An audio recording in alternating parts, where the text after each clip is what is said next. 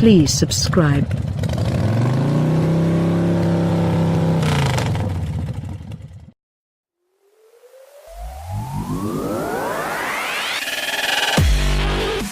Low gas prices have begotten hard times for hybrids.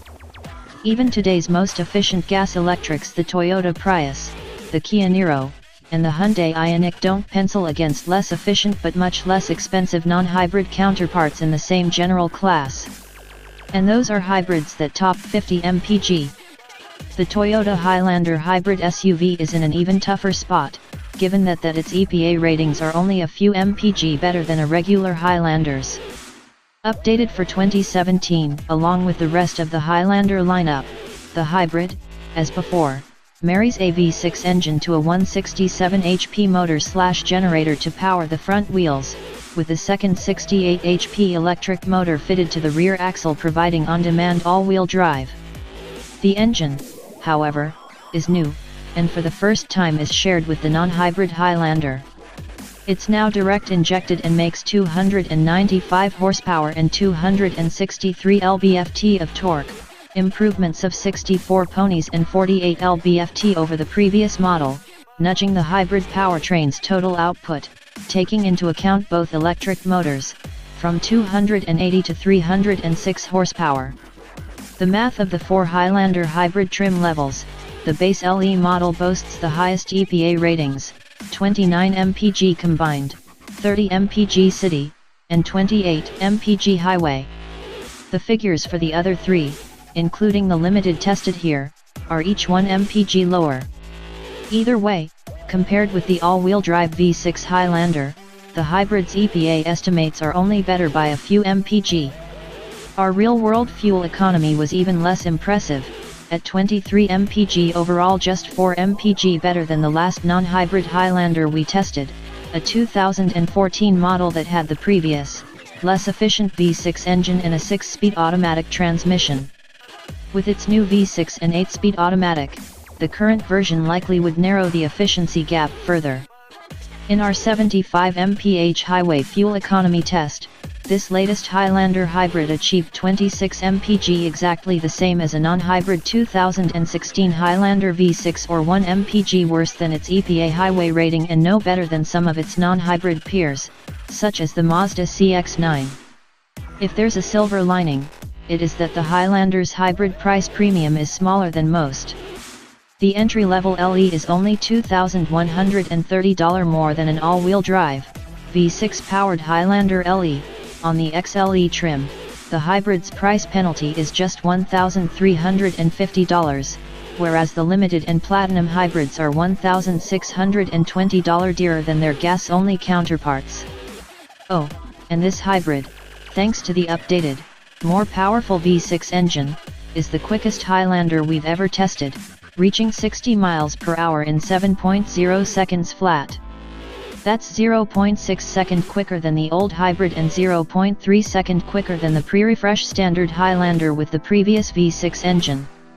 Still, we'd save the money and just buy the non-hybrid model, which also benefits from a more traditional driving experience. Accelerate quickly in the hybrid, and the V6 and electric motors combine for a sort of mooing soundtrack as the engine revs to its power peak and stays there while the transmission engages the optimum drive ratio. Despite the hybrid's AWD setup, there is noticeable torque steer as the front wheels fight for purchase during hard acceleration. Up to about 30 miles per hour, the hybrid feels peppy and quick. Above that speed, the sense of acceleration wanes as the electric motors lose wind and the V6 shoulders more of the burden. This isn't entirely surprising. According to Toyota's weight figures, the battery-assisted Highlander Limited Hybrid is 310 pounds heavier than an equivalent non-hybrid. Dynamically, the 3-row Highlander is unexciting, with lifeless steering, occasionally floppy body motions, and horrible brake feel. Toyota has yet to figure out how to transition smoothly from regenerative braking, wherein the electric motors act like mechanical brakes, converting kinetic energy into electricity, to conventional friction braking via the brake rotors.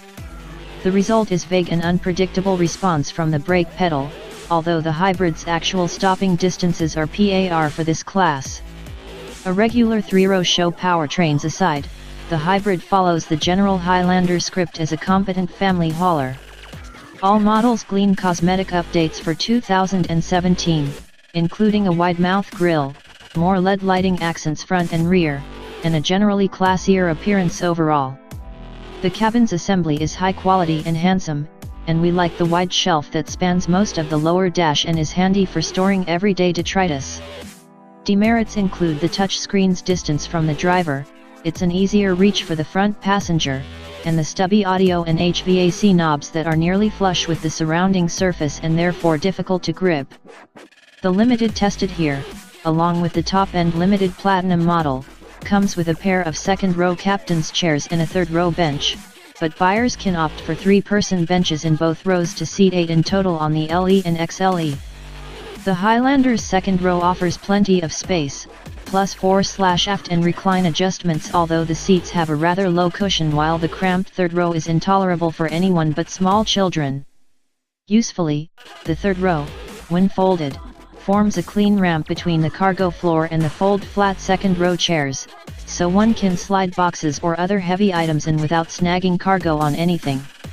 At $46,154 with only extra-cost floor mats and body-side moldings, the Limited you see here isn't unreasonably expensive for a nicely equipped mid-size 3-row crossover. Every 2017 Highlander now comes standard with forward collision warning, automated emergency braking, and adaptive cruise control, and every trim above the base LE also has blind spot monitoring. The Limited adds heated and ventilated front seats, 19-inch wheels, and more chrome exterior trim in addition to the sunroof, power front seats, power lift gate, and leather seats, vinyl in the third row, that the XLE brings.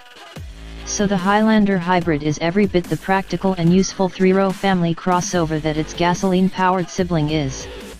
And therein lies the rub, there's no compelling reason to pay extra for it or to deal with its drivability quirks.